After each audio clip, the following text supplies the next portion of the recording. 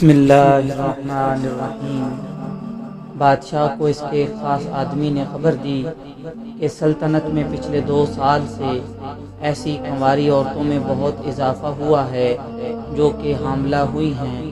سلطنت میں بدکاری عام ہو چکی ہے۔ بادشاہ کو سر سے لے کر پاؤں تک پسینہ آ گیا اور وہ غش کھا کر گر پڑا۔ ہوش آنے پر آدمی نے بادشاہ سے پوچھا کہ آپ کو اچانک کیا ہوا؟ بادشاہ نے آدمی سے کہا کہ میں شروع سے ہی اس بات کا قائل تھا کہ نکاح کو عام کیا جائے۔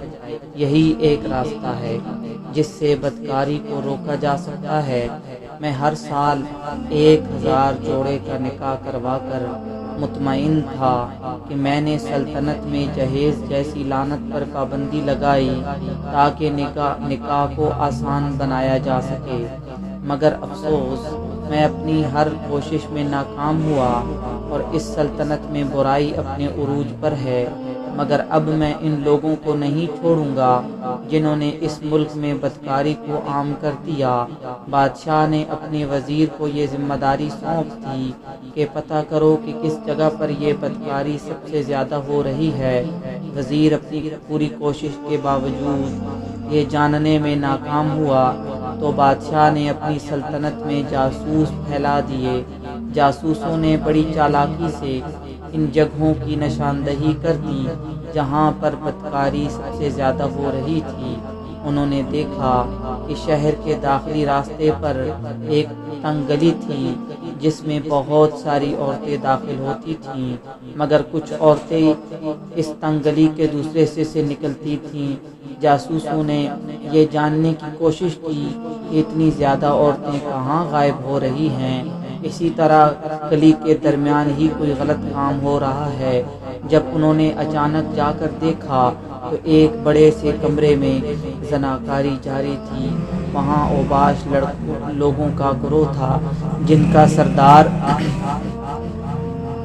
تکیہ لگائے بیٹھا تھا۔ سپاہی جو کہ جاسوس کی شکل میں تھے، انہوں نے فوراً سردار کو گرفتار کر لیا اور بادشاہ کے سامنے پیش کر دیا۔ بادشاہ سردار اور اس کے گروہ کو دیکھ کر غصے سے لال ہو گیا۔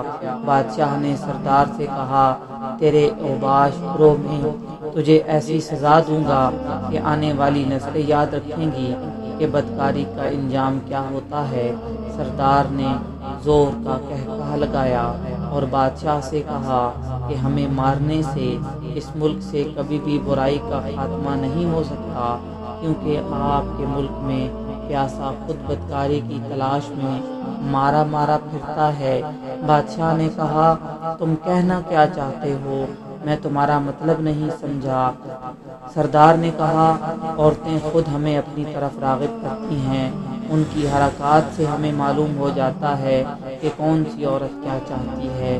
ہم نے ایک تنگ گلی کے سامنے ایک رہائش گاہ بنائی ہوئی تھی۔ گلی میں سے گزرتی ہوئی عورت، جس عورت کا بھی برائی کرنے کا ارادہ ہوتا تو اپنا پاؤں زور سے زمین پر مار دیتی تھی۔ ان کے پاؤں میں بندی پائل کی آواز سے ہی ہمیں اشارہ مل جاتا تھا اور ہم اس عورت کو اٹھا کر اپنی رہائش پر لے آتے۔ اس گلی سے عزت دار اور شریف عورتیں بھی گزرتی تھیں جن کو کبھی ہم نے تنگ نہیں کیا۔ اس شہر کی ہر عورت جس کے پاؤں میں پائل ہے وہ ہمارے پاس آ چکی ہے۔ بادشاہ نے کہا، ان بدبخت عورتوں کو تو میں بعد میں دیکھ لوں گا، پہلے تم لوگوں کو میں عبرت کا نشان بناؤں گا۔ 40 نوجوانوں کے تن سر سے جدا کر دیے اور ان کے سر شہر کے چوک میں لٹکائے گئے۔ اسی دوران بادشاہ نے شہر کی ساری کنواری لڑکیوں کو ایک جگہ اکٹھا ہونے کا حکم دیا۔ بادشاہ نے ایک کنیز سے کہا کہ باری باری سب عورتوں کی پنڈلیوں کو چیک کرو اور اگر اس میں پائل یا پائل کا نشان پایا جائے تو مجھے بتاؤ۔ بادشاہ نے سب بدکار عورتوں کے پاؤں کاٹ دیے اور وہ ہمیشہ کے لیے معذور ہو گئیں۔ اس موقع کے بعد لوگوں میں خوف پیدا ہو گیا اور سلطنت میں بدکاری کا خاتمہ ہو گیا۔